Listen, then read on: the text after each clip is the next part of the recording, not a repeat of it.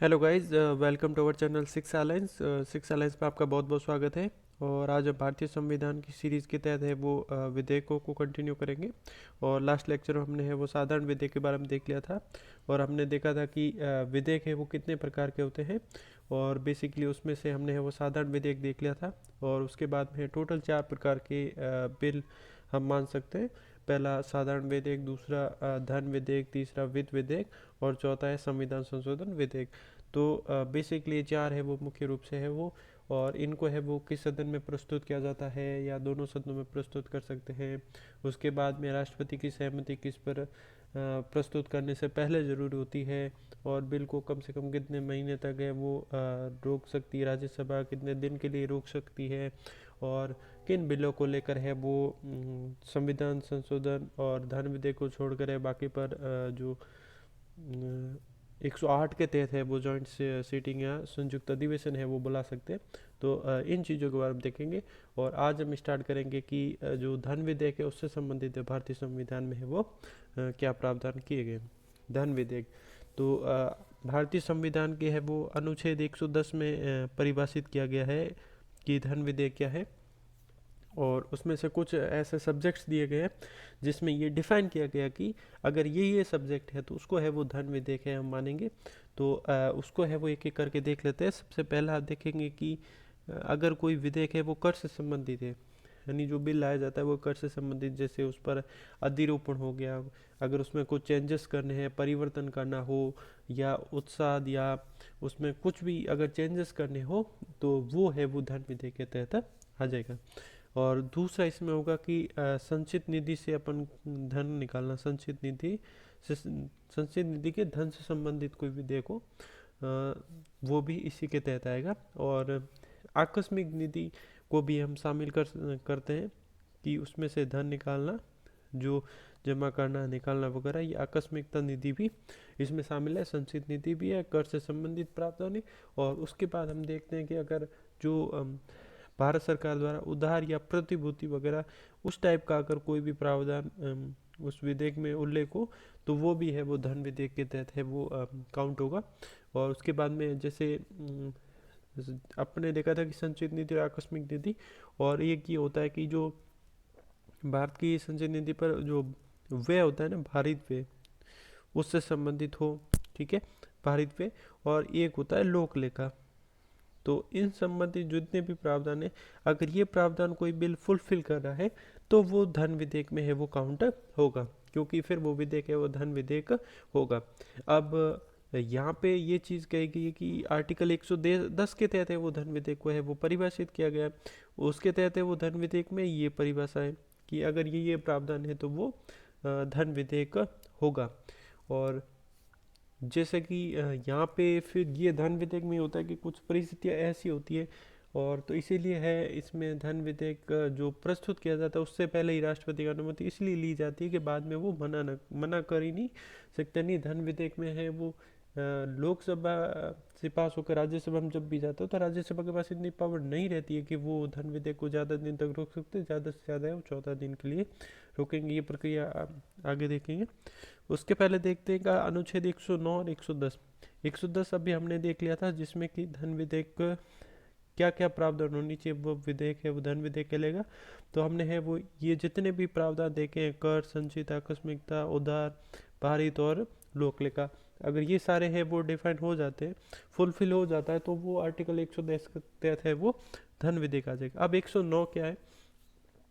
109 ये है कि जो धन विधेयक है, धन विधेयक ये राज्यसभा में प्रस्तुत नहीं होगा, लोकसभा में पहले प्रस्तुत किया जाएगा। नहीं, लोकसभा में पहले प्रस्तुत किया जाएगा, न कि राज्यसभा में। नहीं, दोनों सदन में से पहले अगर किसी सदन में प्रस्तुत करना है तो लोकसभा में ही प्रस्तुत करना है। ये आर्टिकल 109 के तहत उल्लेखित है। तो इन चीज़ों के कॉमन चीज़ें ध्यान रखना है। 109 में ये कहा गया कि बिल है वो लोकसभा में ही प्रस्तुत करना है, और आर्टिकल 110 के तहत धन विधेयक क्या है इसकी परिभाषा दी गई है, ठीक है। उसके बाद हम देखते हैं कि धन विधेयक है वो पेश किया जाता है तो इससे पहले वो राष्ट्रपति की पूर्वानुमति जरूरी है। राष्ट्रपति की पूर्वानुमति, पहले वो अनुमति लेते हैं, पूर्वानुमति। उसके बाद है वो बिल लोकसभा में है वो प्रस्तुत किया जाता है, इसके बाद में है वो लोकसभा में आएगा। और उसके बाद में जो कोई विधेयक धन विधेयक है या नहीं, कोई विधेयक धन विधेयक है या नहीं, इसकी पुष्टि है वो लोकसभा स्पीकर करेंगे। ठीक है, लोकसभा स्पीकर ये बताएंगे कि ये विधेयक धन विधेयक है या नहीं, इससे संबंधित है वो घोषणा है वो लोकसभा स्पीकर द्वारा की जाती है। ये लोकसभा स्पीकर के पास में है वो पावर होती है कि किसी विधेयक को धन विधेयक है नहीं है, ये चीज़ है वो वहाँ बताना उनका फर्ज बनता है। और उसके बाद देखा जाए तो फिर ये जैसे ही लोकसभा में आता है, लोकसभा में आएगा, लोकसभा प्रस्तुत करती है राष्ट्रपति की पूरा अनुमति लेके, और इसके बाद में ये प्रावधान करके या बिल है वो लोकसभा से वो पास कर दिया जाता है, यानी पारित कर दिया जाता है। पास या पारित इसको बोल सकते हैं, लोकसभा से पारित, देन ये जाएगा राज्यसभा के पास में। ठीक है, और राज्यसभा यह है कि इस पे संशोधन करने के लिए भी कह सकती है, कुछ सिफारिशें दे सकती है संशोधन के लिए, लेकिन वो केवल सिफारिश तक सीमित है। इसके लिए वो लोकसभा पर डिपेंड करता है कि वो सिफारिश माने या नहीं माने। ठीक है, लोकसभा पर डिपेंड करता है कि वो सिफारिश माने या न माने। अब हम देखते हैं कि राज्यसभा है इस बिल को है वो कितने दिन तक होल्ड कर सकती है। तो ज़्यादा से ज़्यादा है वो 14 दिन तक इस बिल को है वो होल्ड कर सकती है। अगर 14 दिन के बाद में या पहले ही भेज दे और संशोधन के लिए सिफारिश करे, लेकिन संशोधन के लिए सिफारिश नहीं माने लोकसभा, तो भी बिल पारित समझा जाएगा। और 14 दिन हो गए हो और राज्यसभा ने कुछ भी नहीं किया हो, तो भी बिल है वो पारित समझा जाएगा। उसके बाद में है राष्ट्रपति का सिग्नेचर हो जाएगा, क्योंकि राष्ट्रपति की है वो यहाँ सहमति असहमति या वापस भेजने की कोई बात है ही नहीं, क्योंकि वो ऑलरेडी है उसको पहले उसकी अनुमति लेके ही प्रस्तुत किया गया, और जैसे ही साइन होगा तो जो बिल था वो है वो एक्ट में है वो कन्वर्ट हो जाएगा। ये चीज़ है। और ये चीज़ भी है वो एक चीज़ मैं यहाँ बता देता हूँ, ध्यान रखना है कि अगर मान लो संसद का कोई लोकसभा है वो सत्र में नहीं हो और कुछ अर्जेंट कोई कानून बनाना हो, तो ये चीज़ें भी आप ध्यान रख सकते हैं कि उसके लिए है वो अध्यादेश लाया जाता है। अध्यादेश ला के है वो कुछ समय के लिए वो कानून का प्रावधान कर सकते हैं। अध्यादेश है वो इसमें भी दो चीज़ ध्यान रखनी है, पहला है राष्ट्रपति और दूसरा है राज्यपाल।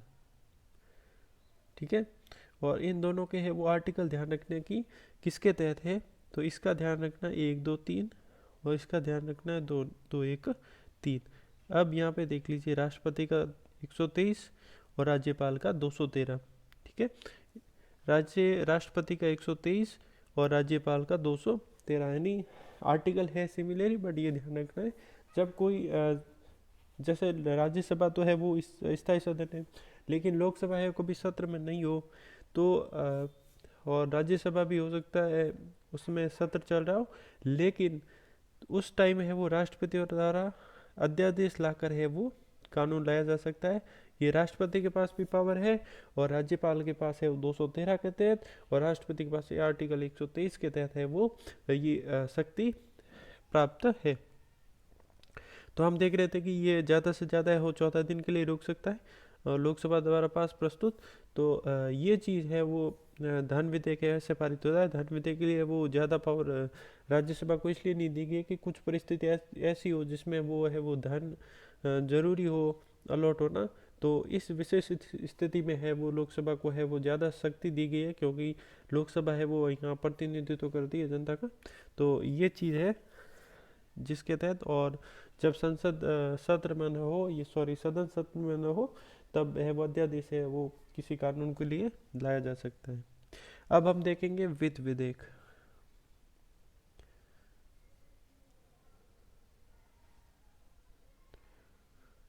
वित्त विधेयक, ठीक है, और ये इसमें ये प्रावधान होता है कि जैसे धन विधेयक होता है, तो धन विधेयक से थोड़ा सा डिफरेंस इसमें होता है कि वित्त विधेयक वो होता है जिसमें मान लो लेखा जोखा, लेखा जोखा और दूसरा आय व्यय से संबंधित प्रावधान हो, तो वो वित्त विधेयक आ जाता है। अब यहाँ पे है वो दो चीज़ें देखनी होगी कि वित्त विधेयक भी है वो दो टाइप के आते हैं, क्योंकि इसमें है वो कॉमनली आता है, तो उस चीज़ का है वो ध्यान रखना है। आर्टिकल 117 के तहत ही दोनों वित्त विधेयक आएंगे, एक 117 एक और 117 जो है वो तीन आएगा। तो इस चीज़ का भी है वो ध्यान रखना है कि 117 में है वो वित्त विधेयक को संबंधित है वो प्रावधान किए गए हैं। तो इसमें ये होता है कि कुछ चीज़ें हैं वो कॉमन होगी और बाकी चीज़ें हैं वो साधारण विधेयक की तरह ही होगी, तो उसको भी हम देखेंगे। तो इसमें ये होता है कि जो धन विधेयक होता है, इसमें एक चीज़ है वो ध्यान रखना है, कभी कभार स्टेटमेंट के रूप में ये क्वेश्चन पूछ सकते हैं कि जो धन विधेयक होता है, यानी प्रत्येक धन विधेयक है वो वित्त विधेयक हो सकता है, वित्त विधेयक हो सकता है, लेकिन हर वित्त विधेयक है वो धन विधेयक नहीं होता है। तो इस चीज़ का है वो ध्यान रखना है कि जो प्रत्येक धन विधेयक होता है वो वित्त विधेयक तो होगा, लेकिन जो प्रत्येक वित्त विधेयक है वो धन विधेयक नहीं होगा, क्योंकि जरूरी नहीं है कि जो वित्त विधेयक हो धन विधेयक ही हो, लेकिन धन विधेयक में है वो ये जो वित्त विधेयक में आय व्यय से संबंधित प्रावधान है वो ऑलरेडी ही आ जाते हैं। तो इस स्टेटमेंट का भी ध्यान रखना है, क्योंकि कभी कभार सीधा है वो क्वेश्चन इससे संबंधित है वो पूछ लिया जाता है, तो इस चीज़ का भी है वो ध्यान रखना है। तो अब देख लेते हैं हम वित्त विधेयक से संबंधित। तो हम देखेंगे, एक तरफ देखेंगे आर्टिकल 117 एक के तहत और 117 तीन के तहत है वो क्या प्रावधान है।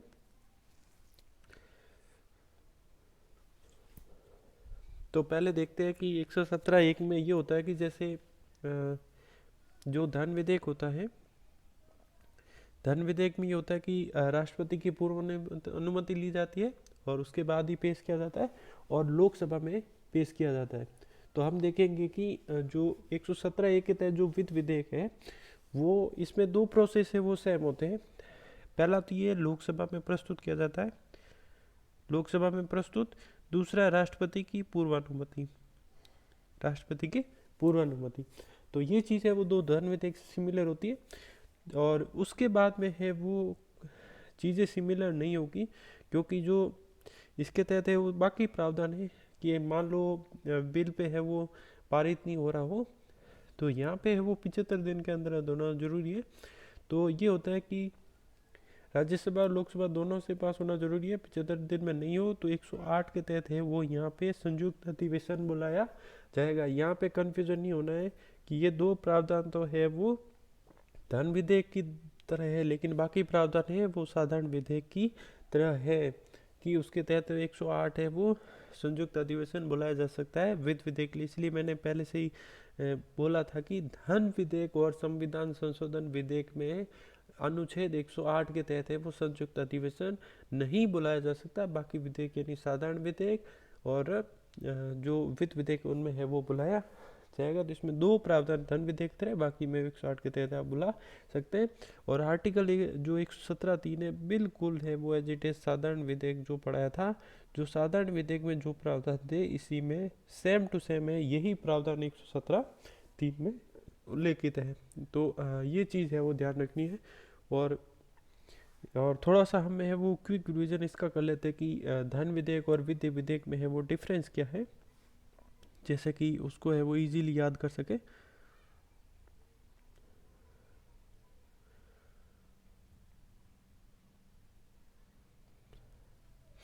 इसमें देखेंगे जो धन विधेयक, ठीक है, और इसमें देखेंगे वित्त विधेयक।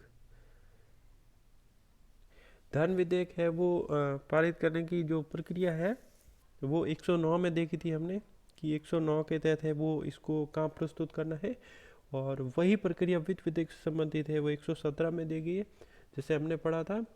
और इसको धन विधेयक की है वो परिभाषा है वो आर्टिकल 110 के तहत दी गई है, और इसमें है वो 117 के तहत ये बताया गया कि दो टाइप से है, आर्टिकल 17 एक और आर्टिकल 17 तीन, इस दोनों में है वो इसका प्रावधान किया गया है। और उसके बाद में देखते हैं कि जो प्रत्येक धन विधेयक है वो वित्त विधेयक होता है, लेकिन प्रत्येक वित्त विधेयक है धन विधेयक हो ये जरूरी नहीं है। तो ये भी ध्यान रखना है। और धन विधेयक को इसको है वो पहले है वो लोकसभा में प्रस्तुत करना होता है, राज्यसभा में पहले प्रस्तुत नहीं कर सकते। और इसमें ये ध्यान रखना है कि आर्टिकल 117 के 1 के तहत जो वित्त विधेयक है उसको तो हमें लोकसभा में पहले प्रस्तुत करना है, लेकिन आर्टिकल 117(3) है वो साधारण विधेयक की तरह ही ट्रीट होगा। और धन विधेयक को ज़्यादा से ज़्यादा आप है वो 14 दिन के लिए रोक सकते हैं। और वित्त विधेयक में संबंधित जो राज्यसभा रोक तो सकती है, लेकिन उसके बाद में है वो इसमें जॉइंट सीटिंग 108 के तहत बुलाई जा सकती है। इसमें 108 के तहत है वो जॉइंट सीटिंग नहीं बुलाई जा सकती है। और इसको है राष्ट्रपति है वो पुनर्विचार के लिए नहीं लौटा सकता, और इसको है पुनर्विचार के लिए लौटा सकता है, क्योंकि ये तो पूर्वानुमति से पेश होता है। और इसको है वो 117(1) के तहत है वो तो जो भले ही उसको है वो पूर्व अनुमति से पेश किया जाता हो, लेकिन फिर भी वो पुनर्विचार के लिए वापस कर सकता है, लेकिन 110 के तहत है वो पुनर्विचार के लिए वापस नहीं कर सकता। तो ये चीज़ भी है वो ध्यान रखनी है। ठीक है, please do like share subscribe और यूट्यूब चैनल शिक्षा लाइन्स। और आप हमें इंस्टाग्राम पे फॉलो कर सकते हैं, फेसबुक पेज पे फॉलो कर सकते हैं और टेलीग्राम पे फॉलो कर सकते हैं। Thank you for watching.